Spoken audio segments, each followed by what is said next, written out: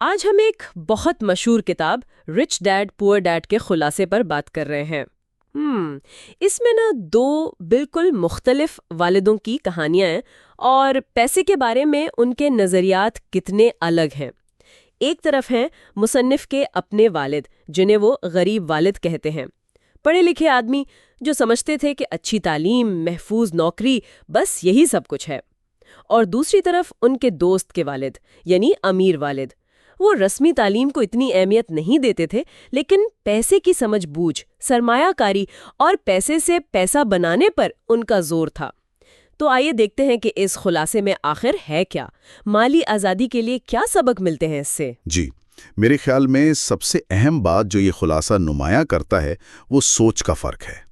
امیر والد کا فلسفہ تھا کہ بھئی پیسے کے لیے کام مت کرو، پیسے کو اپنے لیے کام پر لگاؤ۔ اچھا، پیسے کو اپنے لیے کام پر لگاؤ مطلب یہ کہ ان کی توجہ اثاثے بنانے پر تھی، ایسی چیزیں جو آپ کو پیسہ کما کر دیں بغیر آپ کے ہر وقت کام کیے، جسے کہتے ہیں غیر فعال آمدنی یا پیسیو انکم۔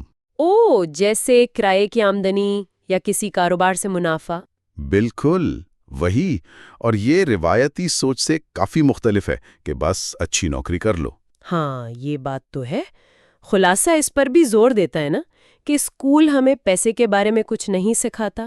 جی، یہ ایک بڑا نقطہ ہے کہ مالی خواندگی یعنی پیسے کی سمجھ بوجھ وہ آپ کو خود حاصل کرنی پڑتی ہے۔ تو پھر کہاں سے، کیسے سیکھے کوئی؟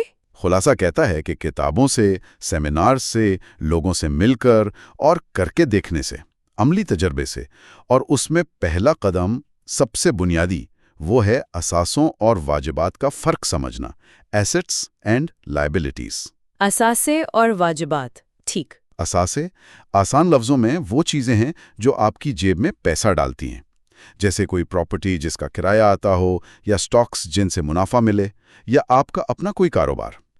اور واجبات وہ چیزیں ہیں جو آپ کی جیب سے پیسہ نکالتی ہیں، جیسے گاڑی کا لون، کریڈٹ کارڈ کا قرض، یا کوئی بہت بڑا گھر جس کے خرچے ہی آمدنی سے زیادہ ہوں۔ اچھا، تو خلاصے کا مرکزی خیال یہ ہے کہ امیر لوگ اثاثے خریدتے ہیں، جبکہ غریب اور متوسط طبقہ اکثر واجبات خرید لیتا ہے۔ کبھی کبھی تو انہیں لگتا ہے کہ وہ اثاثے خرید رہے ہیں، جیسے مہنگی گاڑی یا غیر ضروری چیزیں قسطوں پر لینا۔ بالکل وہی بات، یہ چیزیں بعد میں مالی بوجھ بن جاتی ہیں۔ یہ بات تو سمجھ آتی ہے، لیکن ایک عام آدمی جس کی تنخواہ محدود ہے، وہ کیسے اثاثے بنائے؟ کیا خلاصہ اس پر کچھ بتاتا ہے؟ جی بالکل، خلاصہ کہتا ہے کہ شروعات چھوٹی ہو سکتی ہے، اصل چیز ہے کہ آپ شروع کریں اور مستقل رہیں۔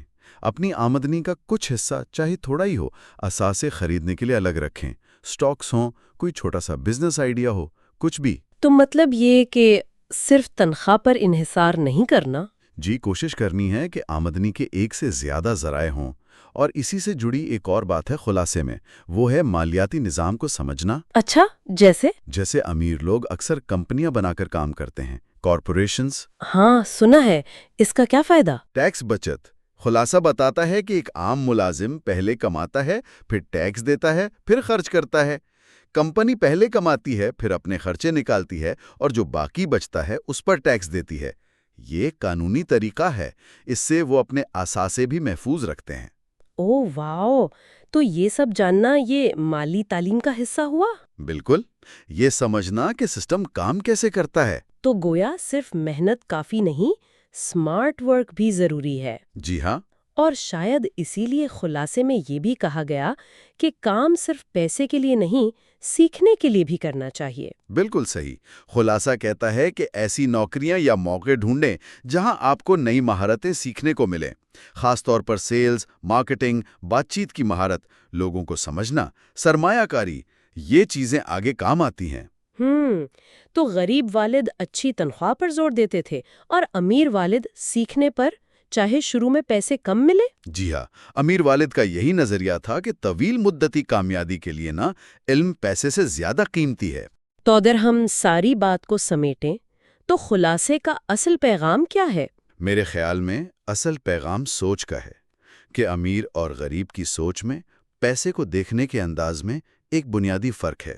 یہ صرف قسمت یا زیادہ کمانے کی بات نہیں؟ نہیں، بالکل نہیں۔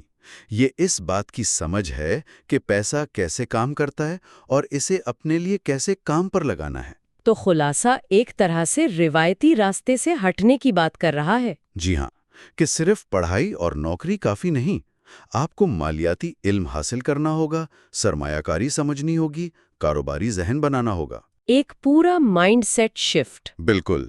اور آخر میں ایک سوال چھوڑ جاتا ہے یہ خلاصہ سوچنے کے لیے جی؟ کہ کیا اصل مالی تحفظ اور ترقی صرف ایک محفوظ زیادہ تنخواہ والی نوکری میں ہے، یا پھر جیسا یہ خلاصہ بتاتا ہے حقیقی آزادی اثاثے بنانے میں ہے، پیسے کو اپنے لیے کام پر لگانے میں ہے، چاہے اس میں تھوڑا خطرہ زیادہ ہی کیوں نہ ہو۔ یہ واقعی ایک اہم سوال ہے۔